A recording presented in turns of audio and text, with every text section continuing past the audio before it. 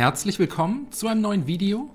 Heute zeige ich euch ein weiteres Pasta- bzw. Nudelrezept. Und zwar kochen wir heute eine super leckere Pilz-Bolognese. Dafür habe ich hier insgesamt 500 Gramm Pilze, Champignons und Kräuterseitlinge. Die Pilze einfach mit den Händen grob in kleine Stücke reißen.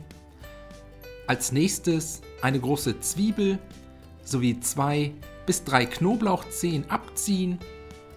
Anschließend fein hacken und zum Schluss noch ein Bund Suppengemüse bestehend aus Lauch, Sellerie und Möhren schälen bzw. putzen und dann alles möglichst fein hacken.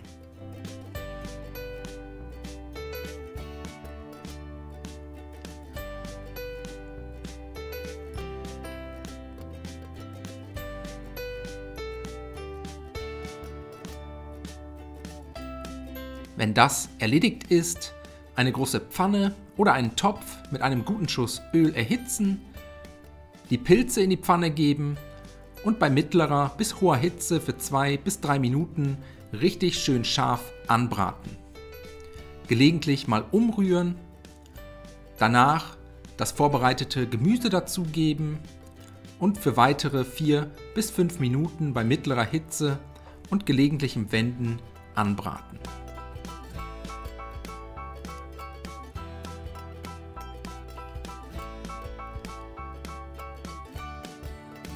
Wenn das erledigt ist, einen gehäuften Esslöffel Tomatenmark zum Gemüse geben, das Tomatenmark unterrühren und kurz mit anrösten, danach alles mit einem guten Schuss Sojasauce ablöschen, die Sojasauce unterrühren, nahezu komplett verkochen lassen und dann können wir auch schon die restlichen Zutaten dazugeben, 750 Gramm passierte Tomaten, außerdem etwa 200 Milliliter Wasser, einen Esslöffel italienische Kräuter und zum Schluss noch mit etwas Zucker, eventuell Salz und frisch gemahlenem Pfeffer würzen.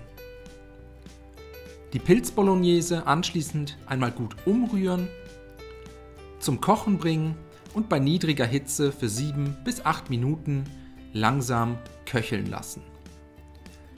Währenddessen kümmern wir uns um die Pasta.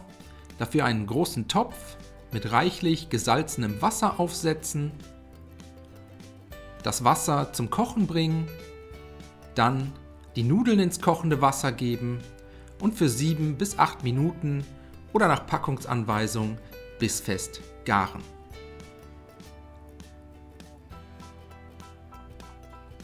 Die Nudeln nach der Garzeit über einem Nudelsieb abgießen, kurz abtropfen lassen und dann können wir auch schon servieren.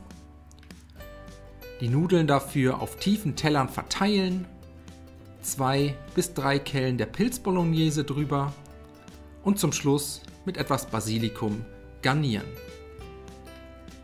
Danach wünsche ich euch einen guten Appetit, viel Spaß beim Nachkochen, bis zum nächsten Mal.